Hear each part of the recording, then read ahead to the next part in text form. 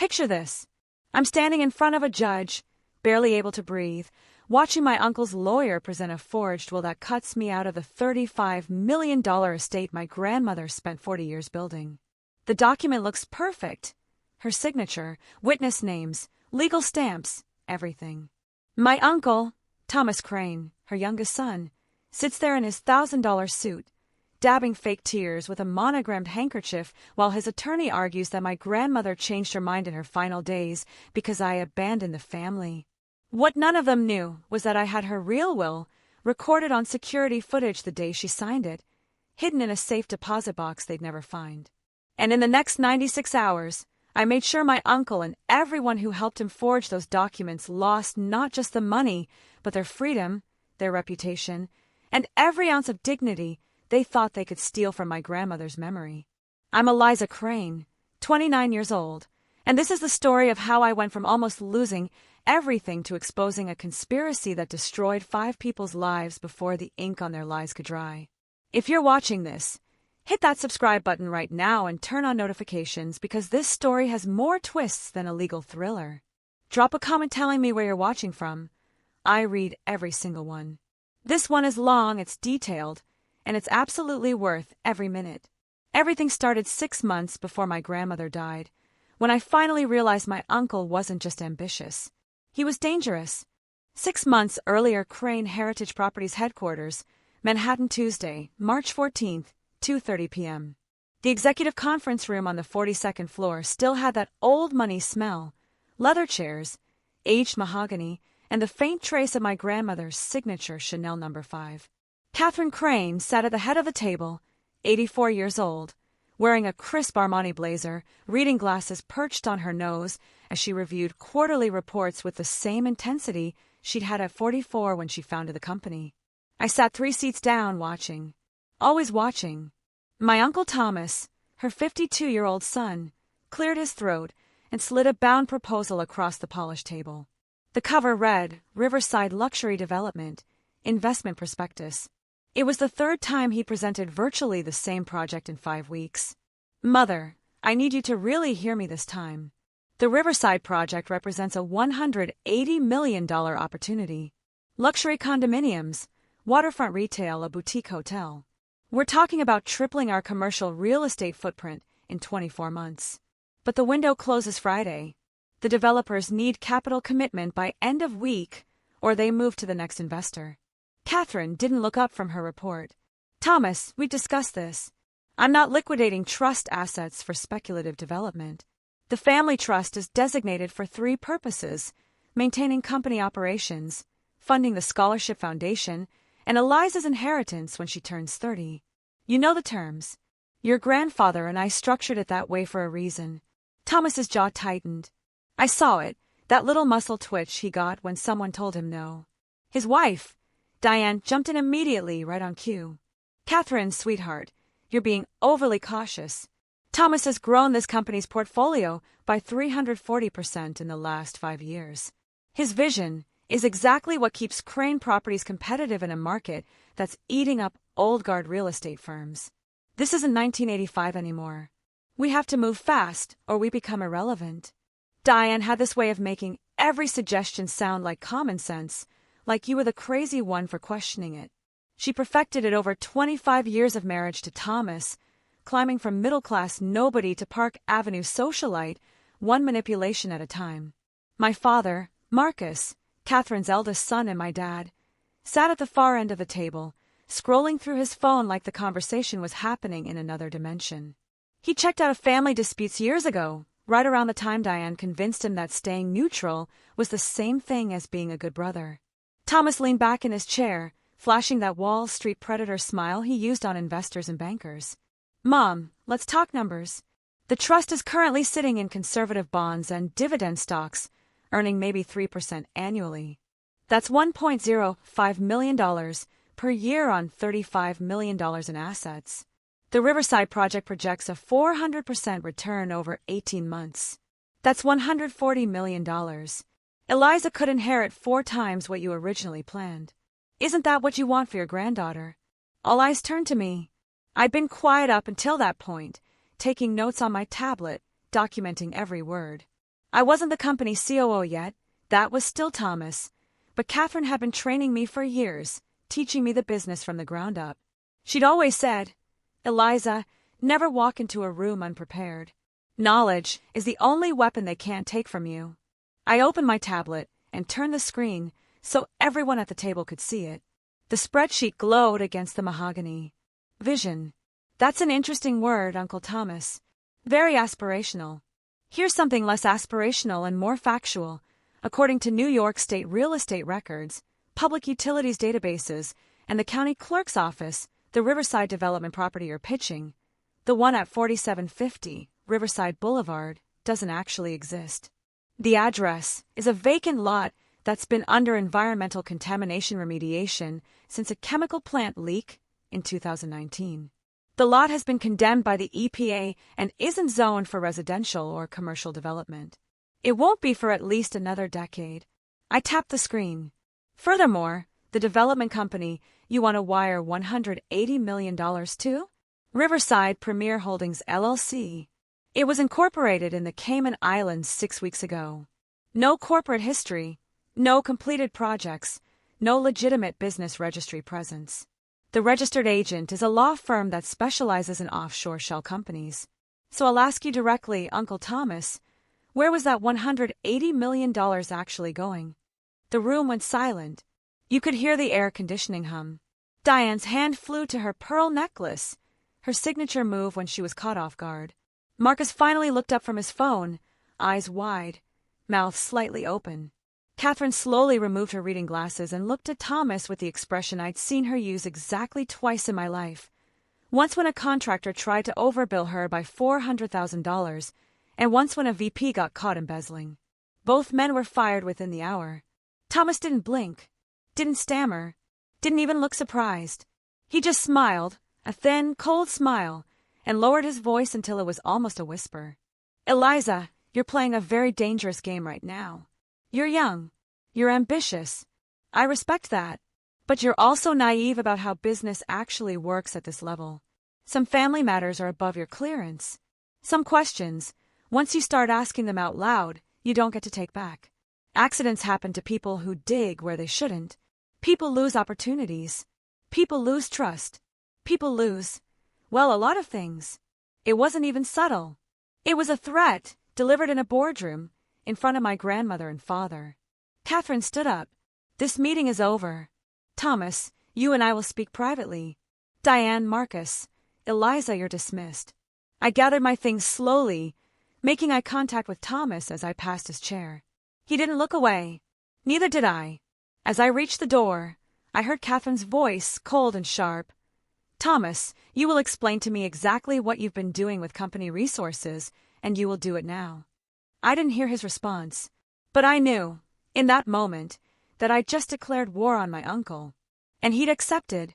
2 weeks later, Crane Property Server Room, Thursday, March 30th, 11:47 p.m. I wasn't supposed to be in the building. Officially, I'd left at 6 p.m. like everyone else.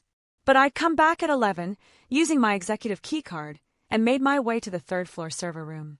I'd hired a private forensic accounting firm, Kellerman and Associates, former FBI white-collar investigators, to analyze Thomas's division's financials.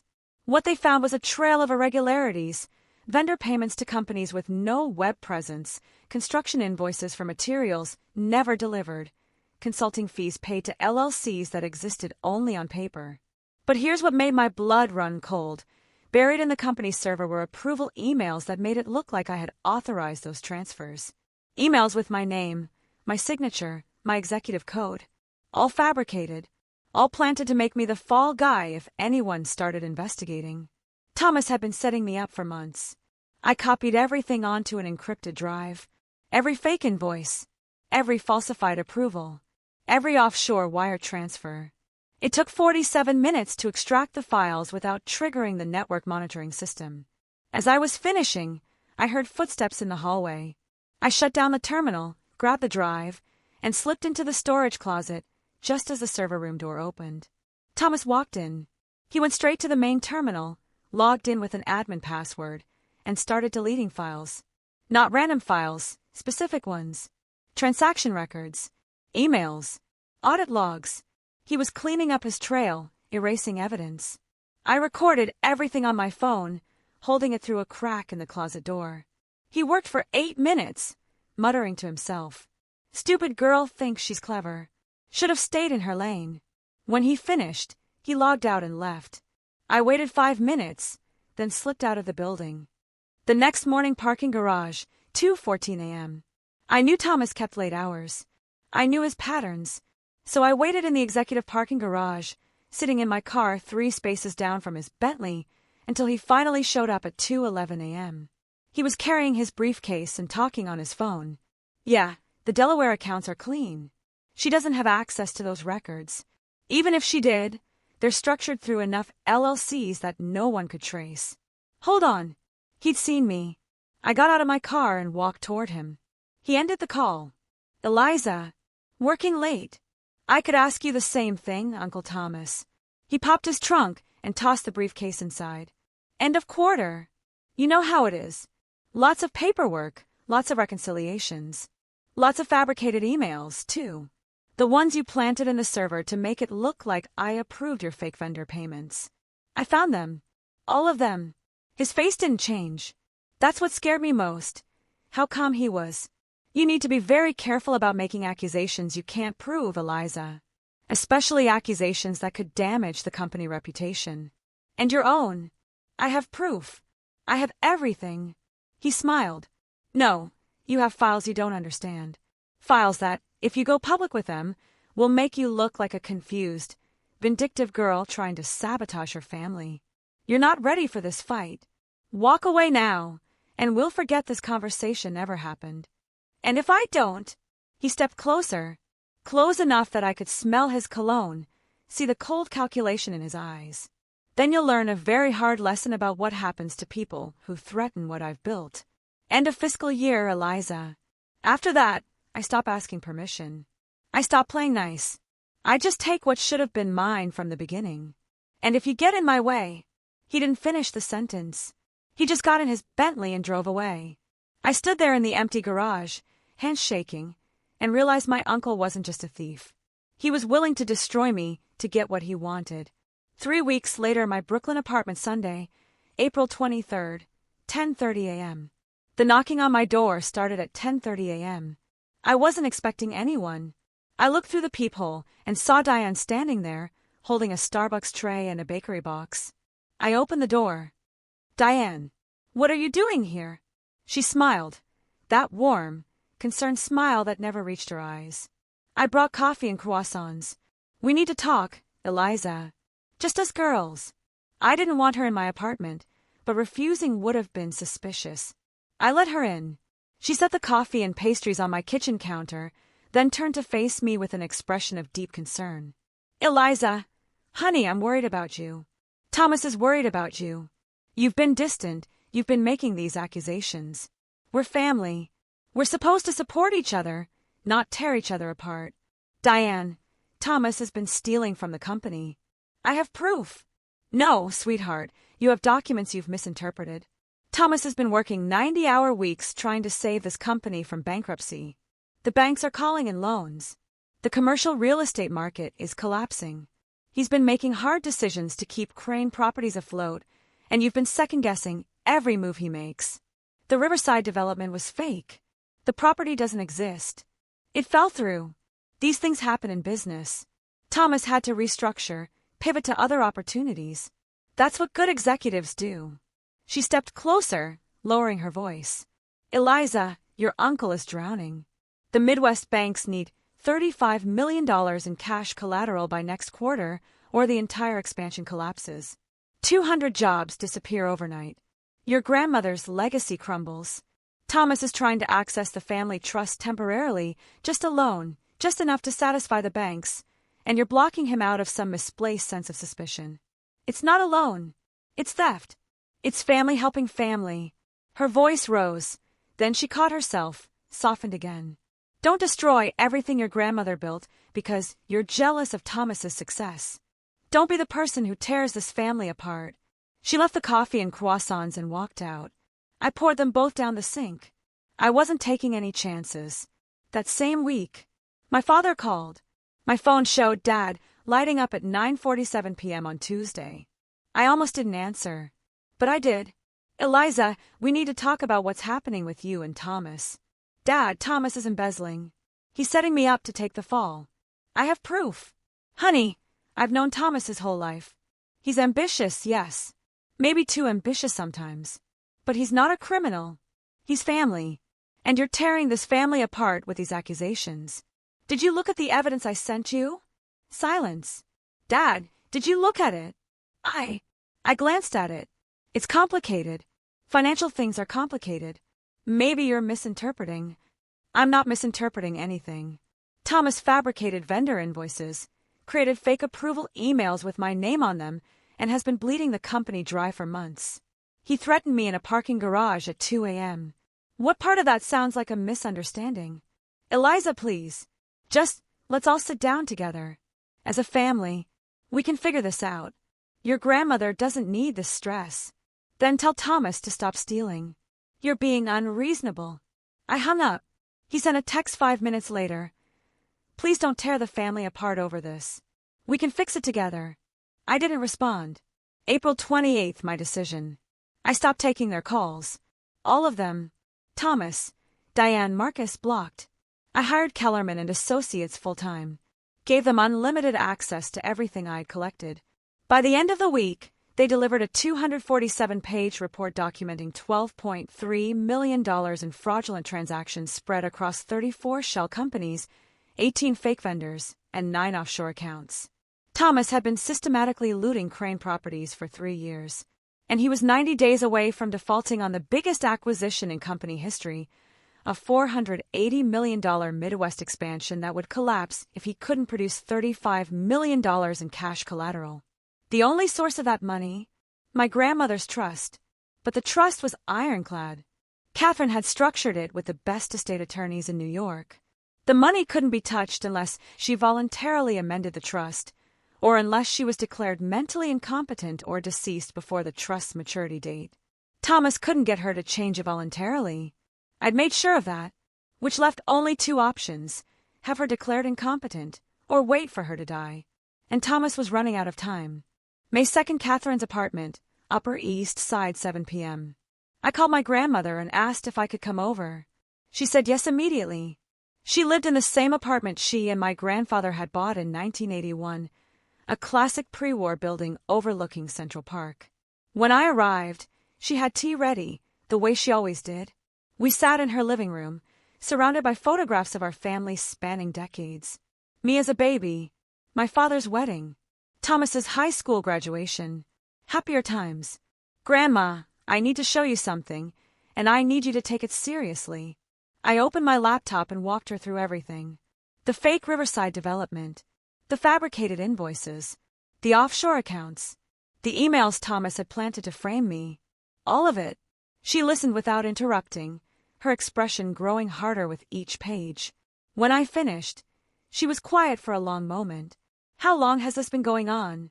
At least 3 years. Maybe longer. And your father knows? I told him. He doesn't want to believe it. He thinks I'm overreacting.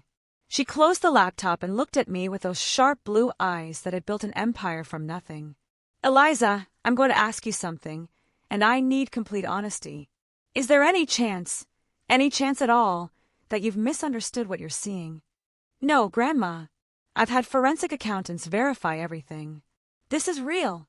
She nodded slowly. Then we take it to the board. Next week. Emergency meeting. We present the evidence, and we let Thomas explain himself in front of the executive committee. He'll try to stop it. He's already been delaying and deflecting. He won't stop me. I'm still the chair. Schedule it for Tuesday, May 9th, 9 a.m. Mandatory attendance. I felt relief wash over me for the first time in months. Thank you, Grandma. She squeezed my hand. You did the right thing coming to me. Your grandfather always said, trust but verify. I trusted Thomas. You verified. Now we fix it. May 4th. Word got out somehow. Thomas called an emergency family dinner at his Tribeca penthouse. Demanded that everyone attend. Marcus, Diane, me, and Catherine. Catherine told him no. She was done with family theatrics. But Marcus went, and he called me afterward, voice shaking. Eliza, Thomas knows about the board meeting. He's furious. He's talking about filing defamation suits, about having you removed from your position for corporate sabotage. Diane was crying, saying you're trying to destroy their lives. I'm presenting evidence of fraud, Dad. That's not sabotage. He's talking about going to the press, making this public before the board meeting, controlling the narrative. Let him. The evidence speaks for itself. Eliza, please. One more time, just talk to him. Give him a chance to explain. As a family. No. You're making a mistake. The only mistake I made was waiting this long. I hung up. May 6th, Central Park, 7:15 a.m. Catherine Power walked through Central Park every morning at 7 a.m. Rain or shine. 6 days a week for 40 years. It was her meditation, she said. Her thinking time. I usually joined her on Saturdays, but that Tuesday, I had an early meeting with the forensic accountants. So I wasn't there when it happened. The call 8:47 a.m. My phone rang. Unknown number. Is this Eliza Crane? Yes, who is this? This is Dr. Patel from Mount Sinai Emergency Department. Your grandmother, Catherine Crane, was brought in by ambulance approximately 40 minutes ago. She collapsed during her morning walk. You're listed as her primary emergency contact. My entire body went cold. Is she okay? She's stable but unconscious. We need you to come to the hospital immediately. I was in my car within 2 minutes. Mount Sinai Hospital, 9:23 a.m. I burst through the emergency room doors and found Thomas already there. He was standing near the nurse's station, wearing a pressed navy suit, looking calm and composed, talking to a doctor. How was he there before me? How did he even know? Eliza. He turned when he saw me. Thank God you're here. Mom collapsed in the park. A jogger found her and called 911. What happened? Massive stroke. They're still running tests, but it's bad. A doctor approached, Dr. Reina Kapoor, according to her badge. Are you family? I'm her granddaughter, Eliza Crane. Dr. Kapoor glanced at Thomas, then back to me. Can we speak privately? She led me to a small consultation room. Thomas tried to follow. Dr. Kapoor stopped him. Just immediate family for now. Once the door closed, she pulled up Catherine's scans on a computer screen. Your grandmother suffered a major ischemic stroke, significant blockage in the middle cerebral artery. We're looking at extensive brain damage affecting motor function, speech, cognition. She's unconscious on a ventilator. We need to make decisions about surgical intervention very quickly. What kind of surgery? Emergency thrombectomy, removing the clot. It might give her a chance at meaningful recovery, maybe 35 to 40% probability. But it's expensive and time-sensitive. We're looking at $850,000 upfront because there's an issue with her insurance. What issue? Dr. Kapoor pulled up another screen. Her premium payments lapsed 3 months ago. The policy is under review. Until it's reinstated, the hospital requires upfront payment for surgical procedures this extensive. My stomach dropped. That's impossible. She's had the same insurance for 20 years. She never misses payments. According to the insurance company, there was an administrative hold placed on the account in February due to non-payment. Thomas's voice came from behind me. He'd walked in anyway. I tried to handle it, Eliza. Mom had been getting confused with paperwork. I was trying to process the payment manually, but it got delayed in accounting. I've been managing her finances for the last few months because she'd been forgetting things. That was a lie. Catherine forgot nothing. Her mind was sharp as ever. But I couldn't prove it. Not right now. Not with her unconscious. Dr. Kapoor looked between us. I need a decision about surgery within the next 2 hours. After that, the window closes. If you can secure payment, I can schedule the OR immediately. Do the surgery. I'll get the money. Thomas touched my arm. Eliza, we need to think about this carefully. $850,000 for a maybe. We should talk to Dad, discuss what Mom would want. She would want to live. Do the surgery. Dr. Kapoor nodded. I'll prepare the team. You have 2 hours to arrange payment. The next hour, I called every bank, every financial institution, trying to liquidate assets, secure a loan, anything. The problem, I didn't have access to Catherine's accounts. Thomas did. He convinced her months ago to give him financial power of attorney just in case. I hadn't known about it until now. Every door I tried was closed. Every account required his authorization. I called James Harding, Catherine's estate attorney, and my personal lawyer. James, I need help. Catherine had a stroke. She needs surgery.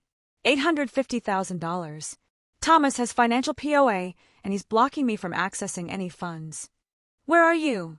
Mount Sinai. I'm coming now. Don't sign anything. Don't agree to anything. I'll be there in 20 minutes. The family meeting, Mount Sinai. Conference room, be 11:34 a.m. James arrived exactly when he said he would, carrying his briefcase and wearing the expression I'd seen him use in courtrooms, calm, controlled, ready for battle. By then, Marcus had arrived. So had Diane. They all gathered in the hospital conference room like they'd planned it. Dr. Kapoor laid out the situation again. Without surgery in the next hour, your mother will likely never regain consciousness. With surgery, she has approximately a 40% chance of meaningful recovery. Thomas pulled out the cost estimate and slapped it on the table. $850,000 for a 40% chance. She's 84 years old. The CT scans show catastrophic damage. Even if she survives the surgery, she'll never be the same. We all know Mom wouldn't want to live hooked to machines, unable to think, unable to speak, unable to recognize her own family. Diane started crying, loud, theatrical sobs. Marcus, we have to think about quality of life. Catherine always said she valued dignity over longevity. She made us promise we'd never let her suffer. Marcus stared at the brain scans, hands trembling. I don't know what to do. James sat quietly in the corner, phone in his jacket pocket. I noticed the slight bulge, the way his hand rested near it. He was recording. He told me years ago that Catherine had given him medical proxy rights with full recording authorization under New York's one-party consent law. He was documenting everything. Thomas lowered his voice, leaning toward Marcus. Dad, I need you to hear me clearly. The Midwest banks closed the expansion acquisition in 14 days. They need $35 million in cash collateral by next Friday, or the entire $480 million deal collapses. 200 employees lose their jobs. The company Mom spent 40 years building implodes. Her estate trust releases the funds the moment she's declared legally incompetent or deceased. We can use that money to save everything she built. It's what she would want. I stood up. You want to let her die so you can steal her money to cover your fraud. I want to respect her wishes and save her legacy. Marcus whispered something inaudible. Diane grabbed his hand, guiding it toward the papers on the table. Sign the DNR, Marcus. It's the merciful thing. We'll tell the press. She passed peacefully surrounded by family. Dr. Kapoor walked back in, face tight. I need a decision now. If we wait any longer, even if you change your mind, the damage will be irreversible. Thomas slid a 2-page form across the table. Do not resuscitate, pre-highlighted where the signatures went. Marcus picked up the pen. His hand hovered over the paper. Diane put her hand over his and pressed down, guiding the pen to the signature line. He signed. She signed next to him, tears streaming down her face in perfect theatrical tragedy. Thomas didn't smile, but I saw it in his eyes, satisfaction, victory. Dr. Kapoor took the form, looked at it for a long moment, then at James. She left without saying anything. Thomas immediately pulled out his phone. I'm calling the estate attorney. We need the incompetency declaration expedited through surrogate court by end of week. Diane was already dialing someone. James finally spoke, voice calm and professional. I'll make sure everything is thoroughly documented for the family records. He stood and walked out, phone still in his pocket. The aftermath, May 6th to May 10th. They moved Catherine to comfort care that same evening. No surgical intervention. Just morphine for fluids and a slow wait. Thomas shook Dr. Kapoor's hand and thanked her for respecting the family's decision. But Catherine didn't die. Her body was stronger than anyone expected. By the next morning, she was breathing on her own. Still unconscious, but stable. That's when Thomas accelerated his plan. May 7th. A private neuropsychiatrist appeared, Dr. Gerald Voss, who flew in from Connecticut and charged $40,000 for an expedited competency evaluation. He spent 45 minutes reviewing Catherine's charts, never actually examining her, and issued a report. Patient exhibits catastrophic neurological damage consistent with permanent incapacity. No reasonable expectation of meaningful cognitive recovery. Thomas had the legal documents filed in Manhattan surrogate court that afternoon. Emergency hearing scheduled for May 11th, 4 days away. Diane launched her media campaign immediately. May 8th to May 10th, Diane's performance. Diane transformed into a professional mourner practically overnight. Every morning, she posted tearful videos from the hospital chapel, talking about impossible choices and letting go with love and honoring Catherine's dignity. She gave an exclusive interview to Good Morning America, dabbing her eyes with tissue as she described how Catherine sometimes didn't recognize her own son and how the family was preparing for the heartbreaking moment when they'd have to say goodbye. She posted on Instagram, "Some decisions break your heart but heal your soul. Praying for strength. Hashtag Catherine Crane Strength. Hashtag Family First. Hashtag Letting Go with Love." The hashtag trended for 72 hours. 2 million views. Local news stations ran stories about the tragic heiress and the family united in grief. Thomas stayed behind the scenes, working the business angle, calling banks, reassuring investors, preparing wire transfer instructions for the moment the trust funds released. Marcus visited once a day, bringing grocery store carnations, sitting by Catherine's bed whispering apologies she couldn't hear. And me. I visited too. But I wasn't there to grieve. I was there to fight. My plan May 8th to May 10th. James and I met at his office the evening of May 7th, after the DNR was signed. "We have 72 hours, he said. "The hearing is May 11th at 10 a.m. If the judge signs the incompetency order, Thomas gets control of the estate. Game over. What do we have?" He pulled out his phone and played the audio he'd recorded in the hospital conference room. Thomas's voice crystal clear. Her estate trust releases the funds the moment she's declared legally incompetent or deceased. We can use that money to save everything she built. Diane. Sign the DNR, Marcus. We'll tell the press. She passed peacefully. It was damning. But it wasn't enough. We need more, I said. We need to show this wasn't a one-time decision made under stress. We need to show it was premeditated. James nodded. Then we need surveillance. May 9th, the camera. I installed a hidden camera in Catherine's hospital room. It was legal. James had medical proxy authorization from Catherine, which included the right to monitor her care. We disclosed it to hospital administration as a family safety measure. They approved it. We positioned it in a corner, disguised as a smoke detector. And then we waited. May 9th, 8:47 p.m. Thomas and Diane came to visit after most of the staff had gone home. They thought they were alone. The camera captured everything.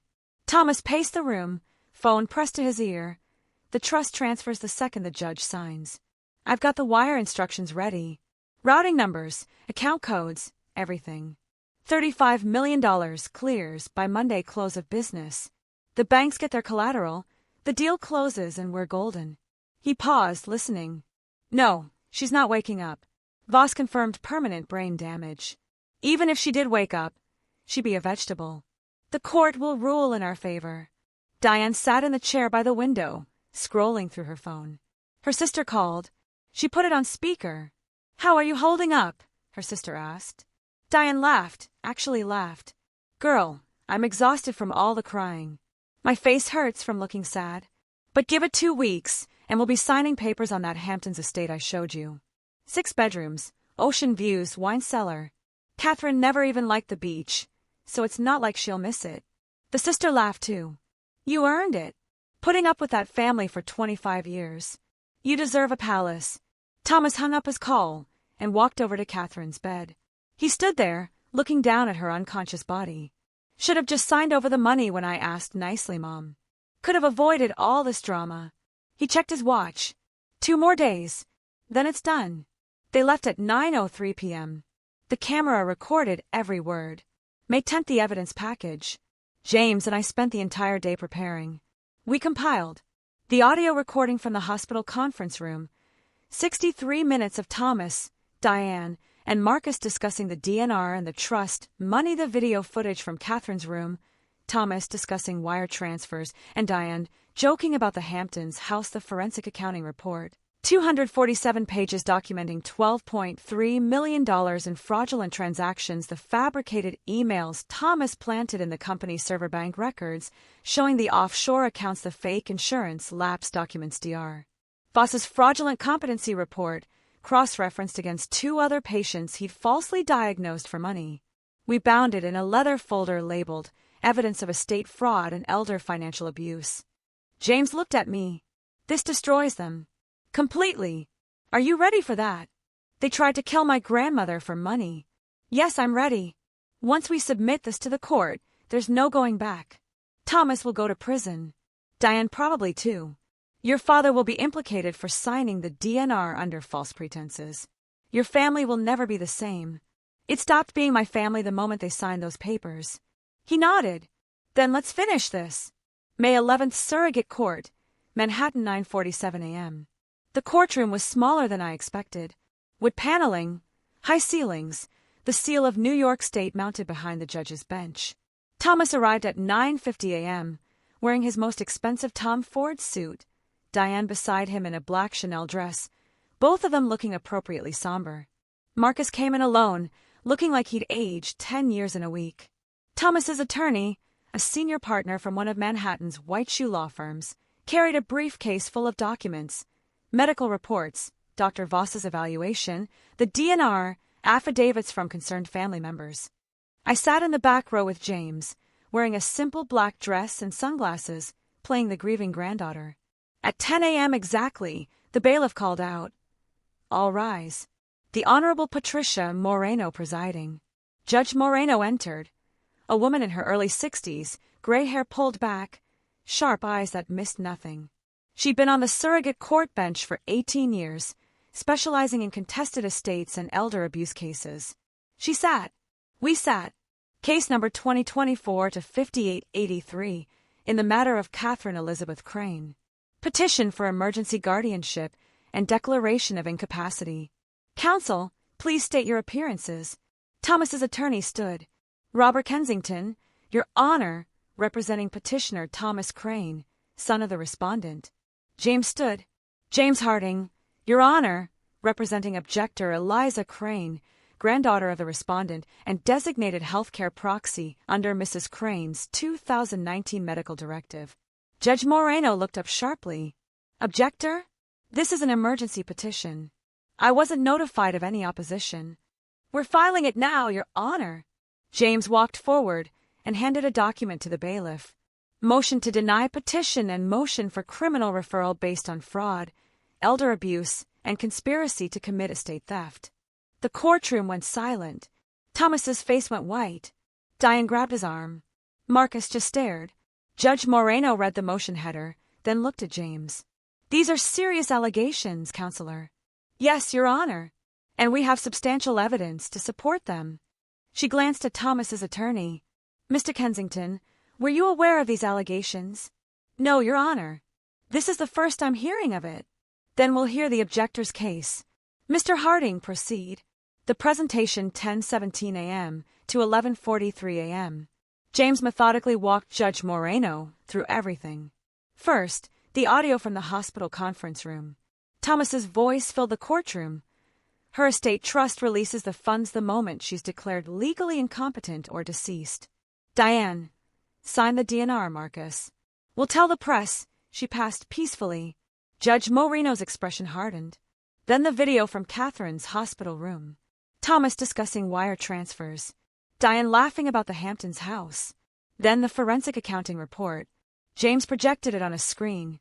Charts showing $12.3 million in fraudulent transactions, fake vendor invoices, offshore accounts. Thomas's attorney tried to object. Your Honor, the financial records are irrelevant to the competency determination. They're relevant to motive, Counselor. I'll allow it. Continue, Mr. Harding. James presented the fabricated emails, the insurance lapse documents, everything. Finally, he presented Dr. Voss's report and 3 other cases where Voss had issued fraudulent competency evaluations for money. Your Honor, Dr. Gerald Voss is not a credible medical expert. He's a professional liar who sells incompetency diagnoses to the highest bidder. He spent 45 minutes reviewing charts and issued a conclusive diagnosis without ever examining Mrs. Crane. This is a manufactured competency crisis designed to access her estate while she's unable to defend herself. Judge Moreno turned to Thomas's attorney. Mr. Kensington, do you have a response? He stood slowly. Your Honor, I was not made aware of any of this information. I was told this was a straightforward medical incapacity case. If these allegations are true, Judge Moreno's voice was ice. I just listened to an hour of recorded evidence. What part of this are you questioning? I need to consult with my client, Your Honor. You can consult with him in a holding cell. Bailiff, please escort Mr. Thomas Crane and Mrs. Diane Crane into custody pending arraignment on charges of elder abuse, attempted estate fraud, and conspiracy. Thomas stood up. Your Honor, this is a misunderstanding. Sit down, Mr. Crane. You'll have an opportunity to explain yourself to a criminal court judge. Bailiff. 2 court officers moved toward Thomas. He looked at Diane, then at Marcus, then at me. Our eyes met across the courtroom. I didn't smile. I didn't gloat.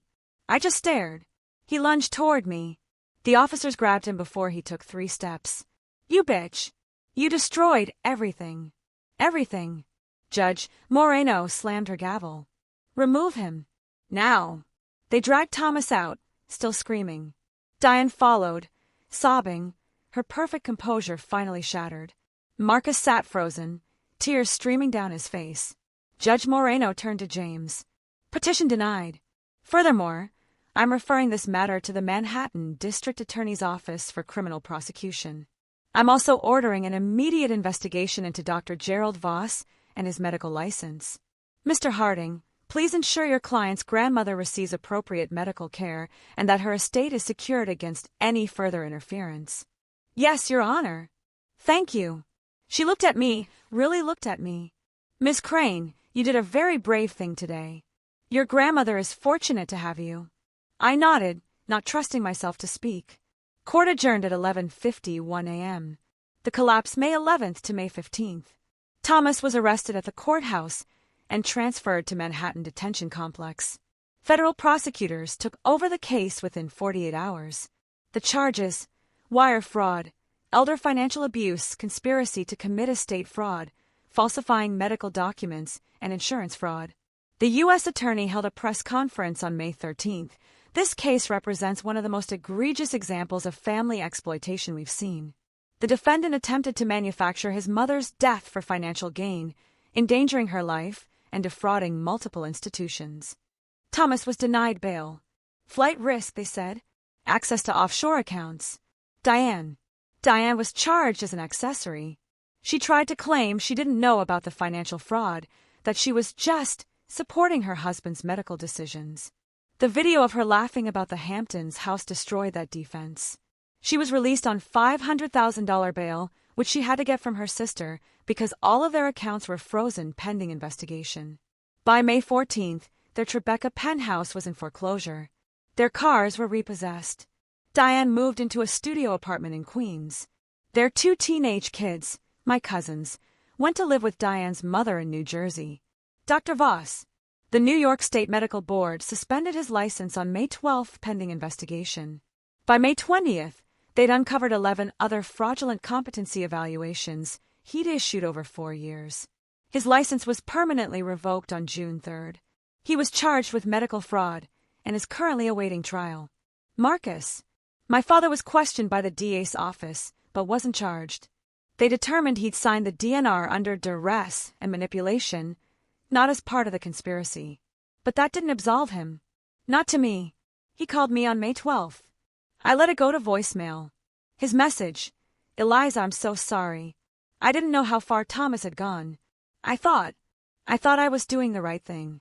I thought I was honoring Mom's wishes. Please, can we talk? I need to explain. I need you to understand. I can't lose both of you. Please. I listened to it once. Then I deleted it. He tried to visit me at my apartment on May 15th. Building security called up to ask if I wanted to allow him. No. Add him to the no-access list. He left an envelope at the front desk. Photographs of me as a child, handwritten apology letters, a copy of the keys to Catherine's apartment. I had everything shredded. I didn't read the letters. I didn't look at the photos. Some betrayals are too deep to forgive. Catherine, May 14th. Against every medical projection, Catherine woke up. Not fully conscious, not yet, but responsive. She squeezed my hand when I talked to her. Her eyes followed movement. She tried to mouth words. Dr. Kapoor was stunned. This is extremely rare. Given the extent of the initial damage, I didn't think we'd see any recovery. Her resilience is remarkable. Over the next 3 weeks, Catherine slowly improved. Physical therapy, speech therapy, cognitive rehabilitation. It was brutal, exhausting work. But she fought. By June 1st, she could speak in short sentences. By June 15th, she could walk with assistance. I was there every day, reading to her, playing her favorite music, showing her photos of the company, of our family, of her life. One afternoon in late June, she looked at me with tears in her eyes and managed to whisper, "You saved me." I held her hand. "You saved me first, Grandma. A long time ago." Catherine's decision, July 20th. Catherine recovered enough to understand what had happened. What Thomas had tried to do. What I'd done to stop him. James sat with us in her apartment and walked her through everything. The DNR, the forged documents, the court case. She listened without speaking. When he finished, she was quiet for a long time. Then she said, "I want to update my will." Immediately. The new will, July 25th. Catherine revised her entire estate plan. The $35 million trust was dissolved and restructured. $15 million to the Catherine Crane Scholarship Foundation, providing full-ride college scholarships to first-generation students. $10 million to establish the Catherine Crane Legal Defense Fund, providing free legal representation to elderly victims of financial abuse. $8 million to me, with the condition that I take over as CEO of Crane Heritage Properties. $2 million split among various charities. Thomas was explicitly disinherited. To my son Thomas Crane, I leave nothing. He chose greed over family, and I choose to protect my legacy from his destruction. Diane was disinherited. To my daughter-in-law Diane Crane, I leave nothing. Her betrayal speaks for itself.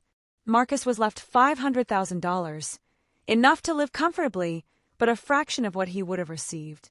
To my son Marcus Crane, I leave this amount with the hope that he will learn the difference between keeping the peace and enabling evil. The will was signed, witnessed, and notarized on July 25th. Catherine looked at me afterward. "When I'm gone, I want you to make sure the company stands for something good. Not just profit. Promise me." "I promise, Grandma." Catherine's passing, September 8th. Catherine passed away peacefully on September 8th, 3 months after the court case. Not from a stroke. She'd recovered remarkably well from that. She died from a pulmonary embolism, sudden and painless in her sleep. I was with her the night before. We'd had dinner, talked about the company's new community outreach programs, laughed about old memories. The last thing she said to me, "I'm proud of you, Eliza. You're stronger than I ever was." That's not true. It is. I built a company. You saved a soul. That's harder. She died at 3:47 a.m. The hospital called me at 4:02 a.m. I drove to Mount Sinai and sat with her body until sunrise. The funeral, September 14th. Over 800 people attended Catherine's funeral. Business leaders, employees, scholarship recipients, community members whose lives she touched. I delivered the eulogy. Thomas and Diane were not invited. They were still awaiting trial, both out on bail, living in separate locations. Marcus attended. He sat in the back. I didn't acknowledge him. After the service, he tried to approach me. James intercepted him. "She doesn't want to speak with you." Marcus's voice cracked. "She's my daughter." "Then you should have protected her grandmother." Marcus left without another word. The trial's November, December. Thomas's trial began on November 7th. The prosecution presented overwhelming evidence. The recordings, the financial documents, the forged emails, everything. His defense tried to argue that he'd been acting in the company's best interest, that his mother's condition required difficult decisions, that he'd never intended harm. The jury didn't buy it. Guilty on all counts. Sentencing: 12 years federal prison, no possibility of parole. $15 million in restitution. Permanent ban from serving as a corporate officer or director. Diane's trial. Diane's trial was shorter. She'd already agreed to a plea deal. Guilty to accessory to elder abuse and conspiracy. 8 years. Eligible for parole after 5. She gave a tearful statement about how she'd gotten caught up in her husband's ambition and deeply regretted her actions. The judge wasn't moved. You laughed about buying a beach house while your mother-in-law lay dying. Your remorse rings hollow. 8 years. No reduction. Marcus. My father was never charged criminally, but the court of public opinion wasn't as forgiving. He tried to return to Crane Properties. The board of directors, now chaired by me, voted unanimously to remove him from all positions. He sued for wrongful termination. We settled out of court, $1.2 million severance in exchange for a complete separation agreement and NDA. He signed. The first case October 15th. The Catherine Crane Legal Defense Fund took its first case before her funeral. A 79-year-old woman named Margaret Ellis. Her son had forged a power of attorney, sold her house, and moved her into a nursing home against her will. She had no money for legal representation. Our attorneys took the case pro bono. 6 weeks later, we'd reversed the sale, recovered her assets, and had her son charged with elder abuse. Margaret sent me a handwritten note. Your grandmother raised a warrior. Thank you. I framed it and hung it in my office. Crane Properties, December. I took over as CEO on December 1st, exactly 4 months after Catherine's passing. My first action, complete financial audit of every division. No more shell companies, no more offshore accounts, no more fake vendors. My second action, employee profit-sharing program. 20% of annual profits distributed to staff. My third action, community development initiative.